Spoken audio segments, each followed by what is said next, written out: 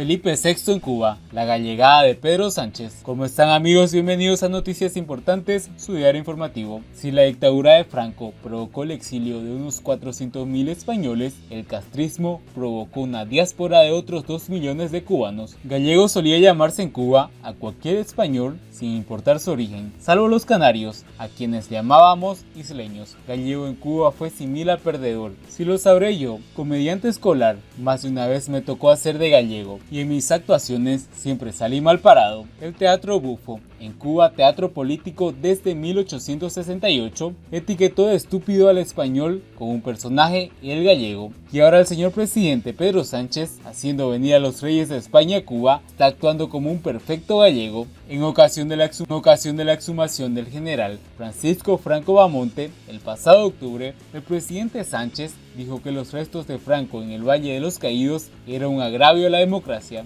Y no es un agravio a la democracia hacer comer en la misma mesa, fotografiar a Felipe y a Leticia con la cohorte castrista. ¿O acaso el señor presidente Pedro Sánchez cree que en Cuba ha habido una transición a la democracia como la hubo en España? Porque en los últimos tiempos hemos visto por el mundo al señor Díaz-Canel con su esposa al lado, o al presidente acompañado de la primera dama de la República. Grosso modo, veamos las simetrías y las asimetrías entre el franquismo y el castrismo. Francisco Franco, en 1926, con solo 33 años de edad, ya era general de tropas terrestres. Fue caudillo en la zona de conflicto a partir de 1936 y luego dictador en España por 36 años, desde concluida la guerra civil en abril de 1939 hasta su muerte, ocurrida en su cama a los 82 años de edad el 20 de noviembre de 1975. Fue Franco un genocida. A su dictadura se le imputan cientos de muertos y más de 400.000 españoles exiliados, pero Franco no prohibió la propiedad privada,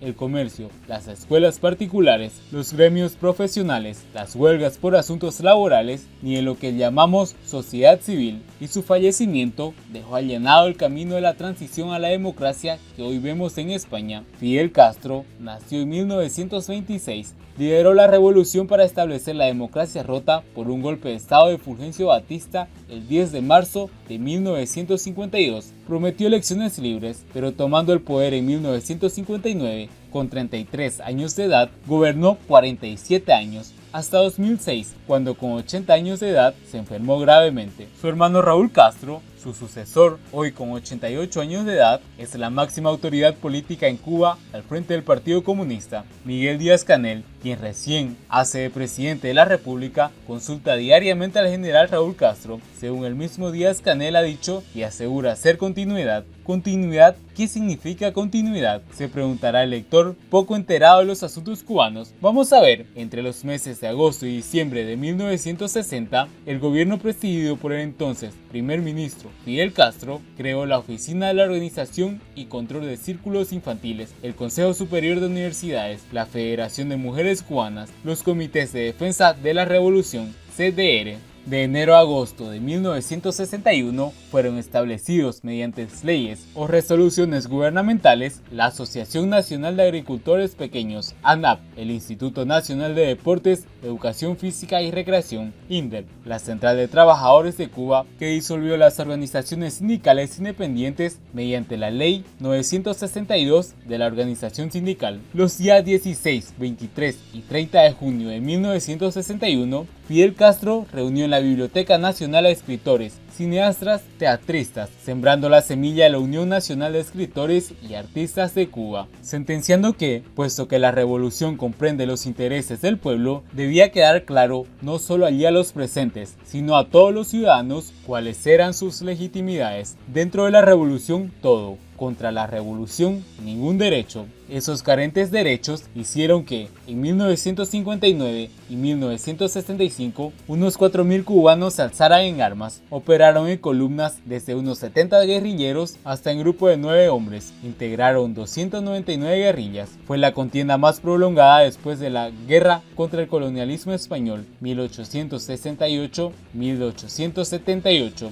Según Castro, fue la guerra civil que libramos después de la guerra civil contra Batista, la guerra librada por las fuerzas castristas contra el ex integrante del régimen derrotado y su propio ejército de la clase media, urbana y rural, sobre todo contra campesinos, duró el triple de la guerra contra Batista, prolongándose desde principios de 1959 hasta el 4 de julio de 1965. Costó 4.000 millones de pesos y unas 500 bajas al régimen, según cifras oficiales. Unos 1.000 efectivos del ejército, las milicias y el Ministerio del Interior enfrentaron los alzados en correlación de fuerza de 25-1. En el Escambray fue desplegada una fuerza militar de 40.000 hombres, solo en las provincias de Las Villas, y en 2 días, entre el 7 y el 9 de septiembre de 1963, fueron desplazadas unas 500 familias a otras regiones del país, integrando los llamados pueblos cautivos. Si la dictadura de Franco provocó el exilio de unos 400.000 españoles, el castrismo ha provocado una diáspora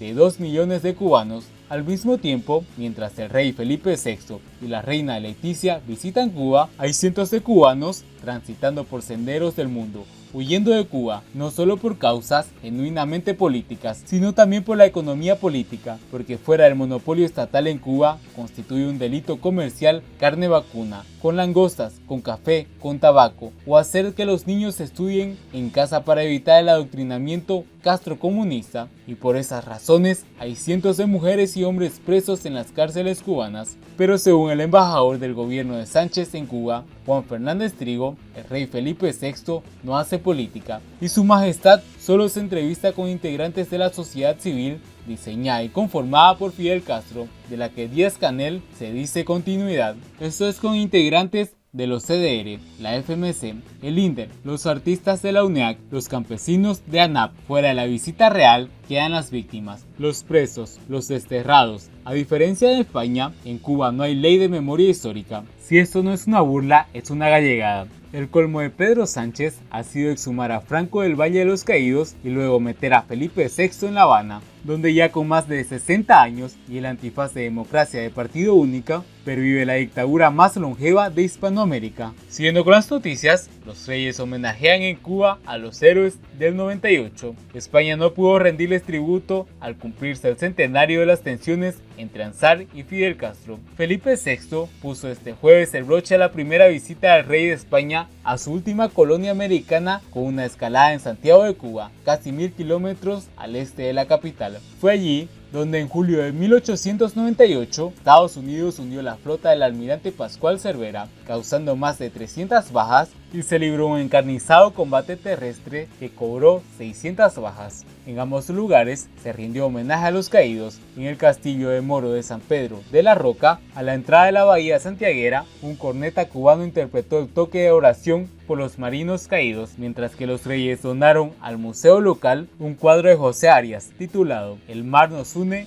y descubrieron una placa conmemorativa. En las lomas de San Juan depositaron una corona de laurel en el monumento del soldado español desconocido. Este viaje tiene una dimensión histórica, explicó el ministro de Exteriores en funciones, José Borrell, y el homenaje debe servir para que los españoles recordemos lo que fuimos, porque lo conocemos mal o no lo conocemos. El desastre del 98 sirvió para que Estados Unidos se convirtiera en una potencia internacional y lo hizo a nuestras costillas. Se trataba, según fuentes gubernamentales, de una asignatura pendiente. En el castillo de San Pedro, las autoridades cubanas pusieron una placa con los nombres de los marines españoles que perecieron bajo el fuego de los más modernos y potentes buques norteamericanos en una batalla naval que no merecía tal nombre por la desproporción de las fuerzas, pero hasta ahora España no les había rendido tributo. Cuando en 1998 se conmemoró el primer centenario del desastre, las malas relaciones de José María Ansar con Fidel Castro impidieron el homenaje. El gobierno quería que en el acto de este jueves participara la fragata Méndez Núñez de la Armada Española, la misma que retiró en mayo